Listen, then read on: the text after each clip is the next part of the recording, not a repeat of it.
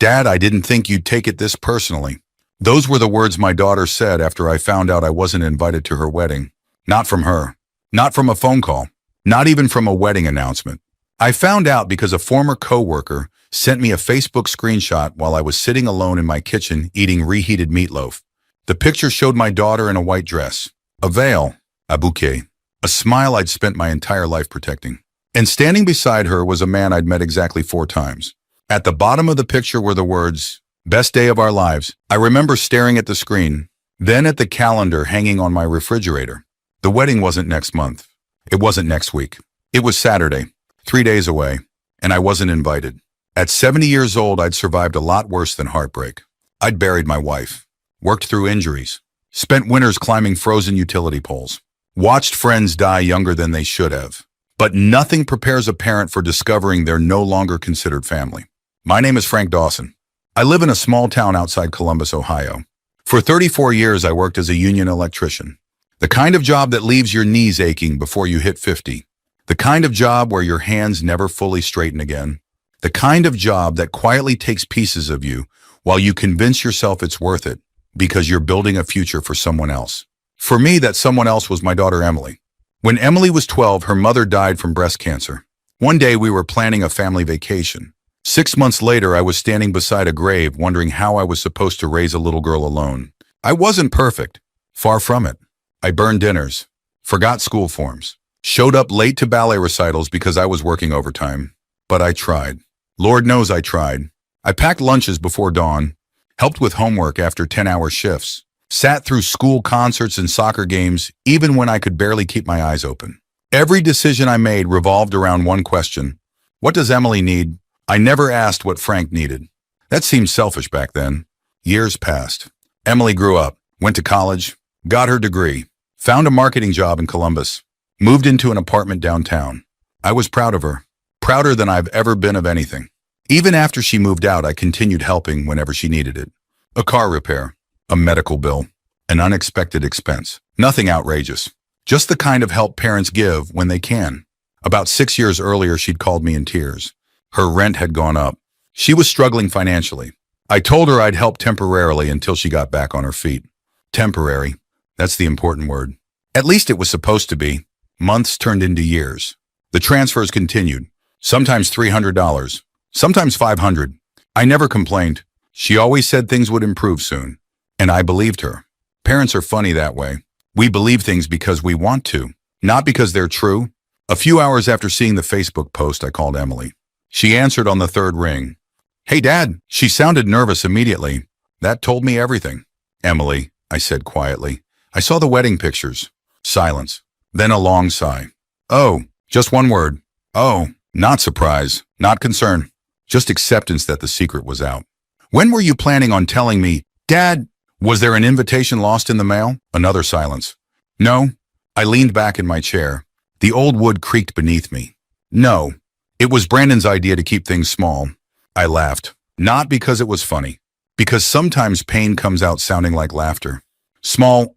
"Dad, I counted 93 people in the pictures." She didn't answer. I continued. "Your cousin Linda was there."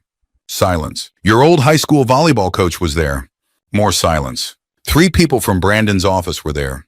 Nothing. Finally, she spoke. "We wanted people who were actively involved in our lives." The words landed harder than she probably intended. Actively involved. I thought about every overtime shift, every late-night emergency, every birthday gift, every rent payment, every sacrifice. Actively involved. I swallowed hard. "I see. Don't make this into something bigger than it is." That sentence hurt more than everything else. Because to her, apparently, this wasn't a big thing. To me, it was everything. After we hung up, I sat alone for nearly an hour. The house felt different. Older somehow. Emptier. People talk about the pains of aging. The bad knees. The backaches. The medications lined up beside the coffee maker. But nobody warns you about becoming invisible. Nobody warns you that one day the people you built your life around may decide you're no longer necessary. A few hours later, my phone rang again. It was my old friend Carl, retired firefighter, 72 years old, Vidover. One of the few people who tells me the truth whether I want to hear it or not. "You okay?" he asked. "No." "Good." I laughed. "What kind of answer is that?" "The honest kind." I told him everything. When I finished, he stayed quiet. Then he said something I'll never forget. "Frank, stop auditioning for a role you've already earned." "What?" "You're her father, not an applicant." The words hit me hard. Because he was right. For years, I'd been trying to earn appreciation that should have existed naturally. Trying harder, giving more, helping more, paying more, hoping eventually it would be enough. It never was. That night, instead of sitting home feeling sorry for myself, I opened my laptop.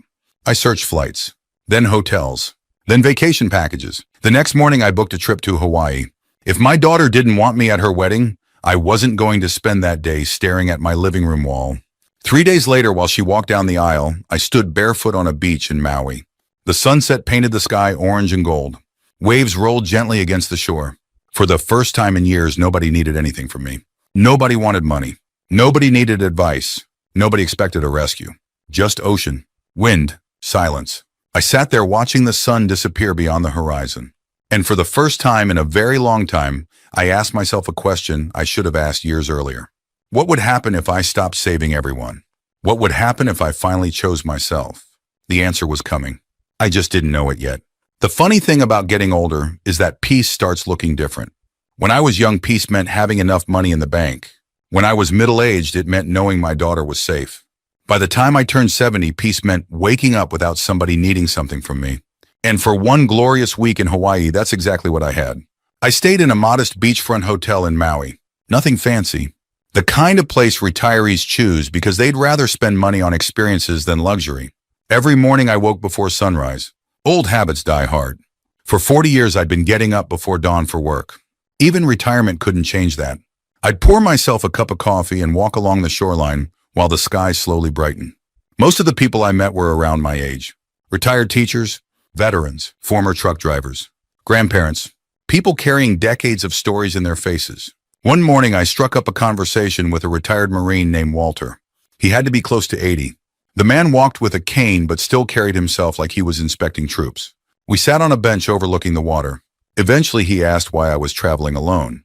I told him, "Not all the details, just enough." "My daughter got married this week," I said. "Congratulations." I wasn't invited. Walter stared at the ocean for several seconds. Then he nodded. "That'll leave a mark." It was such an old-fashioned phrase that it made me smile. "Yeah," I admitted. "It does." He tapped his cane against the pavement.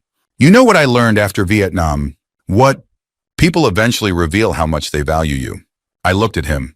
He continued, "The mistake most of us make is refusing to believe them." Those words stayed with me. The rest of the trip felt different. Not sad, reflective. I spent a lot of time looking back over my life. The strange thing was that I wasn't angry at Emily. Not yet. Mostly I was disappointed. Disappointed that somewhere along the way, our relationship had become transactional. I gave. She received. The cycle repeated, year after year, and somehow neither of us questioned it. One afternoon, I sat watching humpback whales in the distance. A younger couple nearby was arguing. The husband wanted to spend money on an excursion. The wife was worried about the cost. Normal life stuff. Nothing dramatic. As I listened, I realized something. Those two were making decisions together. Accepting consequences together. Building a life together. Meanwhile, my daughter and her husband seemed to be building their future on the assumption that I would always cover whatever gap appeared. That thought bothered me more than the wedding. Because weddings are emotional. Financial dependence is a choice. A week later, I boarded a flight back to Ohio. The moment I landed and turned off airplane mode, my phone practically exploded. Notifications flooded the screen.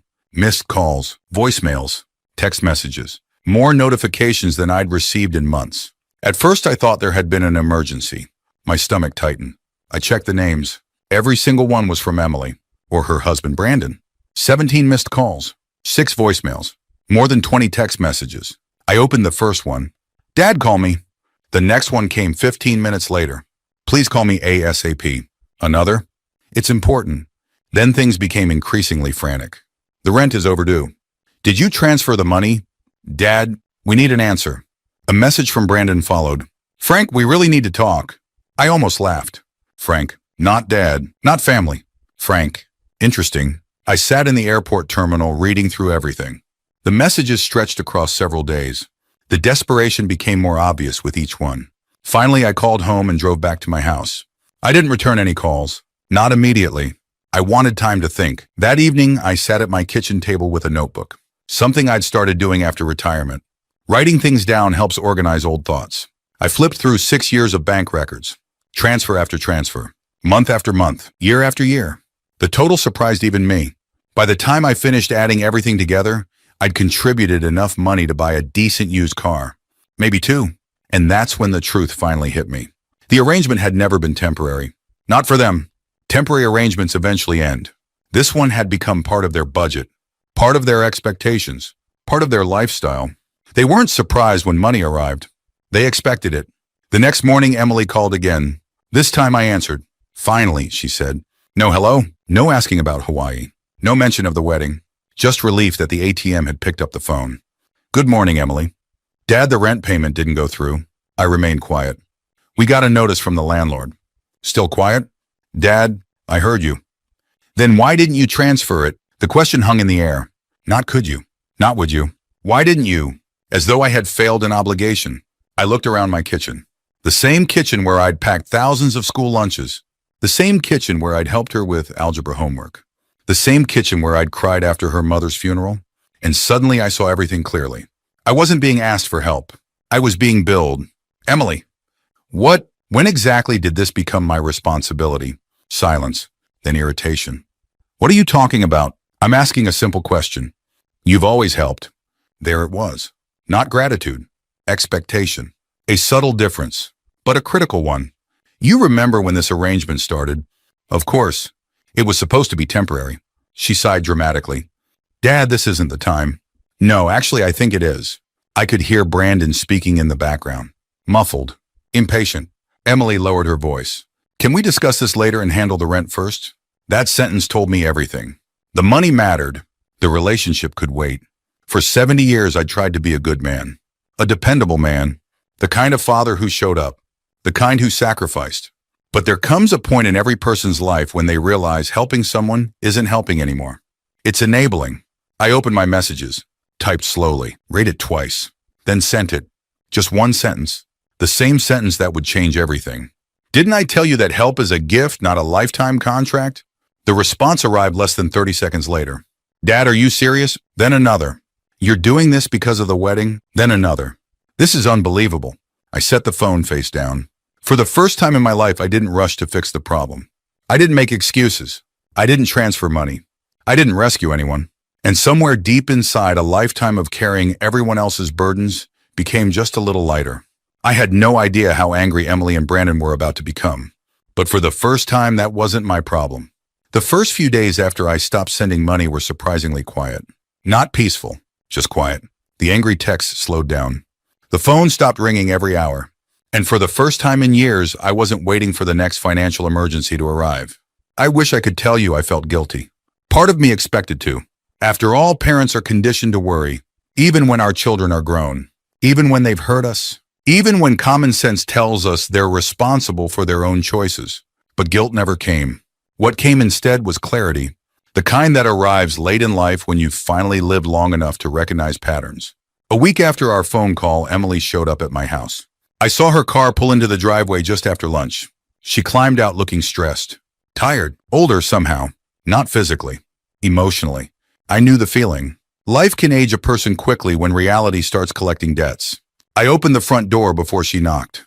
Hi, Dad. Hi, Emily. Neither of us moved. The distance between us felt much larger than the few feet of concrete separating the porch from the driveway. Finally, she stepped inside. The house still smelled faintly of coffee. A baseball game played quietly on television. Normal things. Comforting things. For a moment, she looked around as if remembering where she came from. The home she'd grown up in. The home I'd fought to keep after her mother died. The home I'd nearly lost twice during recessions. The home that represented thousands of sacrifices she'd never fully seen. She sat down. I took the chair across from her.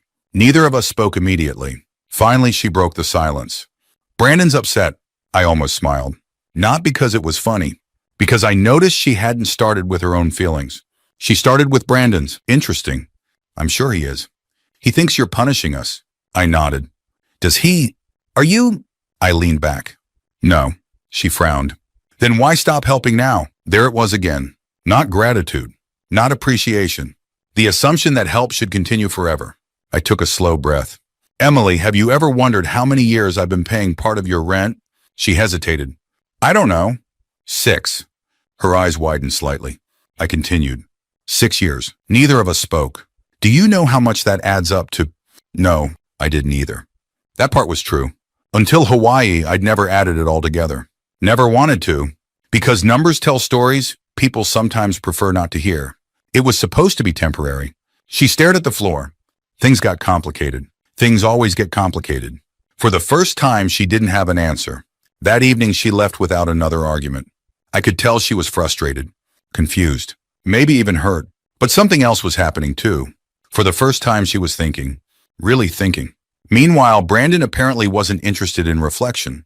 2 days later, he called me directly. I almost didn't answer. Curiosity won. Frank, there was that name again. Not Dad, not family, just Frank. Brandon, we need to talk. His tone immediately rubbed me the wrong way.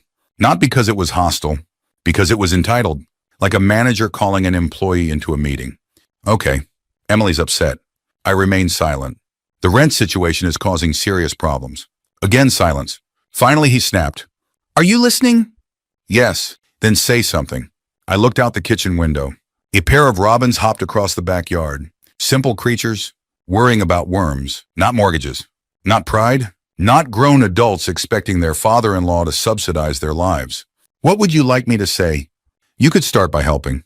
There it was. Not apology, not understanding, not accountability. Helping, always helping, never appreciation. I ended the conversation a few minutes later. Nothing productive was accomplished, but something important became clear. Brandon genuinely believed I owed them. That realization changed everything. A month passed, then another, and little pieces of information began finding their way to me. Small-town Ohio isn't as large as people think. News travels, especially among older people.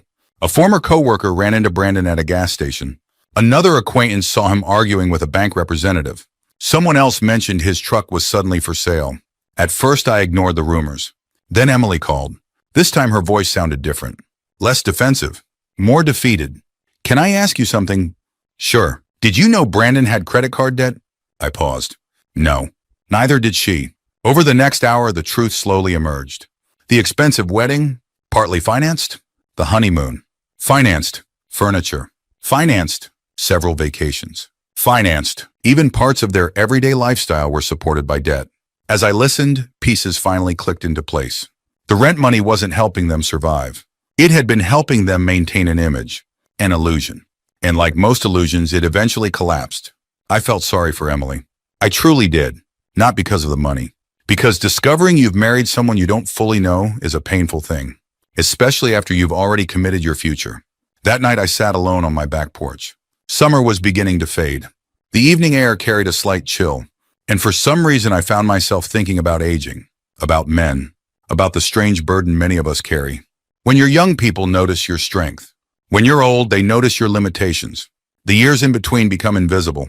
The overtime, the missed holidays, the surgeries, the stress, the sacrifices. Nobody sees the weight unless they've carried it themselves. I looked down at my hands. Scarred knuckles, arthritis, permanent reminders of decades spent building things, providing, protecting. For years, I'd assumed my value came from what I could give. Money, advice, solutions. But Hawaii had taught me something important. Aging isn't just about losing strength. It's about learning where your responsibility ends. A few weeks later, I joined a local retirement travel group, something I never would have done before. I started taking day trips, meeting new people. Actually enjoying retirement? Imagine that, at 70. Meanwhile, Brandon's world continued shrinking. His truck sold. Then rumors surfaced about missed payments elsewhere. Friends who loved being around him during good times suddenly disappeared. Funny how that works. Success attracts crowds. Struggle reveals who stays. One afternoon, Emily called again. Her voice was quiet, almost fragile. Dad, yeah. There was a long pause. Then she asked a question I'd been waiting months to hear. Not about money, not about rent, not about help, just one simple question. Can we talk? And for the first time since the wedding, I heard something I hadn't heard in a very long time. My daughter, not the person demanding support, not the woman defending her husband, just my daughter. Lost, confused, beginning to understand. The conversation that followed would change both of our lives. But neither of us knew that yet. When Emily asked if we could talk, I knew something had changed. Not completely. Not magically. Life doesn't work that way. People don't wake up one morning transformed into better versions of themselves. Real change happens slowly, painfully. Usually after reality teaches lessons, pride refuses to learn. We agreed to meet the following Saturday. She offered to take me to lunch. I suggested she come to my house instead. I wanted her to see something. Something she'd never really seen before. That morning I woke up early, made coffee, straightened up the living room. Then I went into the hallway closet and pulled out several old boxes. Boxes I hadn't opened in years. By the time Emily arrived, photographs and albums covered the dining room table. She walked inside carrying a nervous smile. "Hi, Dad." "Morning." She looked around. "What's all this?" "Sit down." She slowly took a chair. Then she noticed the photographs. Hundreds of them. Some old. Some faded. Some barely holding together. I sat across from her. Neither of us spoke for a moment. Then I picked up the first picture. Emily at age 6, missing 2 front teeth, holding a fishing pole twice her size. "You remember this?" She smiled softly. "Lake Erie." "That's right." I handed her another. Her 8th grade graduation. Then another. Her first car. Then another. College orientation. The smile slowly disappeared from her face. Not because the memories were bad, because she was beginning to notice something. Someone, me, standing beside her in almost every photograph. Not front and center. Not seeking attention. Just there. Always there. She swallowed. "You kept all of these?" "Of course." I reached into one of the boxes, pulled out a stack of old papers. Receipts, bills, documents, things most people throw away. She looked confused. "What's that part of your story?" I handed her a receipt from 20 years earlier. Dance lessons. Then another. Hospital expenses. Then college tuition records. Textbook purchases. Apartment deposits. Car repairs. One after another. Not to shame her. Not to prove a point. Just to show her the truth. A truth children often never see. Parents spend decades carrying burdens quietly.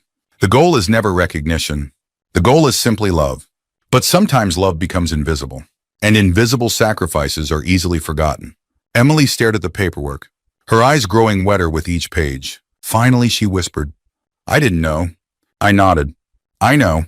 Because how could she? Children rarely see the late-night worries, the second jobs, the skipped vacations, the retirement contributions that never happen, the repairs delayed, the dreams postponed. Parents hide those things intentionally. We want our children to feel secure. Unfortunately, security often disguises sacrifice. For nearly an hour, we sat together looking through pieces of our shared life. No arguing, no accusations, just truth. Eventually, Emily broke down. The tears came suddenly, heavy, uncontrolled. "I'm sorry." I didn't answer immediately. Not because I was angry, because I knew she wasn't finished. "I've been thinking about everything." She wiped her eyes. "The wedding." Her voice cracked. "The money." Another pause. "The way I've treated you." I remained quiet. Sometimes silence gives people room to be honest, and honesty was finally arriving. I don't think I realized what I was doing. I nodded slowly. "Most people don't." She looked directly at me. "For the first time in months, maybe years." "Dad, I treated you like an account." The room fell silent. It was painful to hear. But it was also true, and truth is where healing begins. A few minutes later, she surprised me. She told me things I hadn't known, things she hadn't shared before. The marriage wasn't going well. Not at all. The financial problems were worse than I'd realized. Brandon blamed everyone else for everything. His employer, the economy, his friends, the landlord, me, anyone except himself. The more pressure life applied, the less responsibility he accepted. And eventually Emily started noticing. Really noticing. One night she said they'd argued for nearly 3 hours. Not about money, about accountability. Every solution required somebody else to sacrifice. Never Brandon, always someone else. That argument changed something inside her. For the first time, she saw the pattern. The same pattern I'd finally recognized in Hawaii. The belief that other people existed to solve his problems. A few weeks later, the situation exploded. I wasn't there, Emily told me afterward. Apparently, Brandon discovered she'd been meeting with me. Talking honestly, reflecting, growing. He didn't like that. Their biggest fight happened that evening. Words were exchanged, harsh words, painful words. And eventually he left. Not permanently, at least not then. But something fundamental broke. Trust, respect, partnership, whatever you want to call it. The marriage never fully recovered. Several days later, I found an envelope in my mailbox. Handwritten. No return address. I immediately recognized Emily's handwriting. Inside was a letter, 4 pages long. I still have it, folded carefully in my desk drawer. She apologized, not just for the wedding, for years of taking without appreciating, years of assuming, years of forgetting that behind every dollar was a father who'd worked his entire life. One sentence stood out. I must have read it 20 times. It said, "You spent decades making sure I never felt alone, and somehow I made you feel alone anyway." That sentence hit me harder than anything else. Because it was true, and because she finally understood. Not the money, not the wedding, the loneliness. The loneliness older people rarely talk about. The loneliness of watching your purpose slowly disappear. The loneliness of feeling useful only when someone needs something. The loneliness of becoming invisible. I cried after reading that letter, not from sadness, from relief. Because for the first time I felt seen, really seen. Forgiveness didn't happen overnight. Life isn't a Hallmark movie. Wounds that take years to create don't disappear in a weekend. But something important happened. The healing started. Not because Emily begged. Not because I surrendered. Because truth finally entered the room. And truth has a remarkable way of setting people free. A few days later she called. "Did you read it?" "Yes." Silence. Then she asked quietly, "Do you think we'll ever be okay again?" I looked out the window. The evening sun was settling over the neighborhood. Warm, steady, patient, much like love itself. Finally I answered, "I think we're finally starting." Neither of us knew exactly where the road would lead. But for the first time since the wedding, we were walking it together. And sometimes that's enough. A year can change a lot, or almost nothing. It depends on whether people learn from what happened. The year after Emily's wedding was one of the strangest years of my life. Not because of the conflict, not because of the money, because for the first time in decades, I was learning how to live for myself. That sounds selfish when you're young. It sounds necessary when you're 70. I traveled more. Nothing extravagant. A few bus tours. A train trip through the mountains. Weekend outings with my retirement group. I made new friends. People my age who understood things younger folks often don't. The ache in your knees when rain is coming. The silence of an empty house. The strange feeling of looking in the mirror and seeing your father staring back at you. The realization that time has become more valuable than money. I began enjoying mornings again. Coffee on the porch. Baseball on television. Books I never had time to read. For the first time since my wife died, my life wasn't centered around surviving someone else's crisis. And surprisingly, I didn't feel guilty. I felt free. Meanwhile, Emily was rebuilding her own life. Slowly. Painfully. Honestly, the separation from Brandon became permanent 6 months after our conversation. Neither of us celebrated it. Divorce isn't a victory. It's usually the receipt for a long list of mistakes. Emily moved into a smaller apartment, sold things she didn't need, created a budget, started living within her means. The changes weren't dramatic, but they were real. And real change matters more than dramatic change. One evening, she came over for dinner. Just the two of us. I grilled burgers in the backyard. Simple, ordinary, comfortable. The way family gatherings used to feel. As we sat eating, she smiled and shook her head. "What?" She laughed softly. "I used to think you had life figured out." I nearly choked on my burger. "Me? Yeah." I laughed. "Emily, I've been making it up for 70 years. That made her laugh too. Then she became serious. "I think I understand something now." I waited. "When Mom died, you never let me see how hard things were." That surprised me, because it was true. I had hidden almost everything. The fear, the debt, the exhaustion, the loneliness. Parents do that. We protect our children from storms by standing in front of them. Sometimes for so long that they never realized there was a storm at all. She looked down at her plate. "I thought life was easier than it really is." I nodded. "I know. And because of that, I didn't understand what you gave up." Neither of us spoke for several seconds. Then I reached across the table and squeezed her hand. "You understand now." And she did. Not perfectly. Nobody does. But enough. More than enough. The following spring, Emily invited me to a family gathering. Nothing fancy. Just a barbecue at a local park. A handful of relatives. Close friends. People who genuinely cared about one another. When I arrived, I noticed something immediately. A chair sat beside hers at the main picnic table. Reserved. Waiting. She waved me over. "Dad." I walked toward her. Then she smiled. "Your seat's right here." Such a small thing.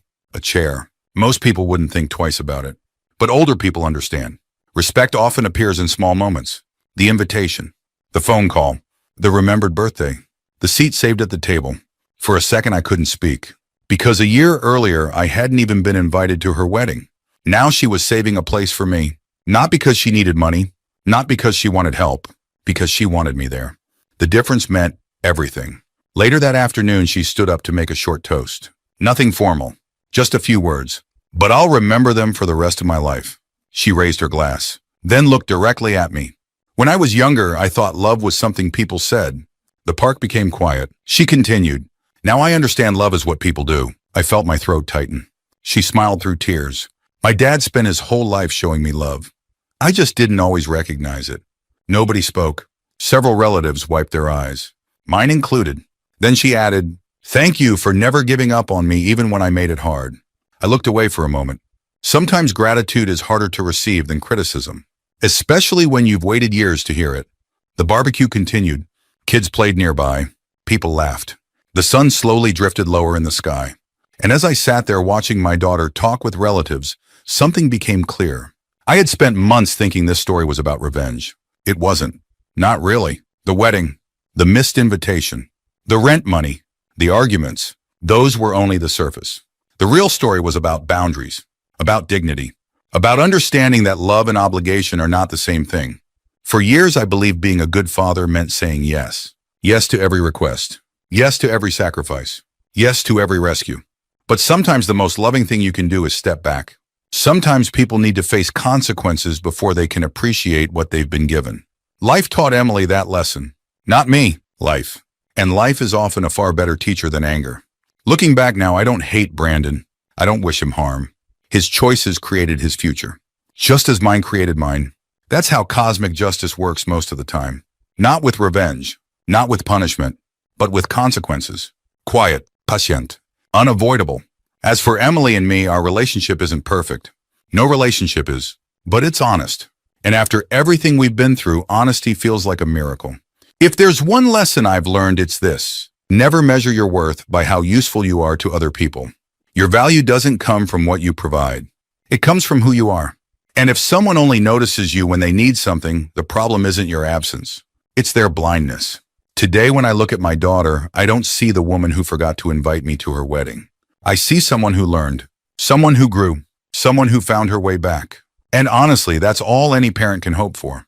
If this story touched your heart, take a moment to think about the people who quietly sacrifice for you. Maybe it's a parent, a grandparent, a spouse, a friend. If they're still here, tell them what they mean to you. Don't wait until regret becomes your teacher. And if you've ever had to choose between resentment and healing, I'd love to hear your story too. Thank you for spending this time with me. Take care of yourselves. Take care of each other. And remember, the people who love us most are often the ones we should thank while we still can. But forgets what you've done for them, don't forget it yourself. Thank you for spending this time with me. If this story touched you, I'd love to hear your thoughts. Share a memory, a lesson, or an experience from your own life in the comments. And if you enjoy stories about resilience, family, and finding strength after betrayal, consider subscribing and joining us for the next journey. Until next time, take care of yourself and remember that it's never too late to start a new chapter.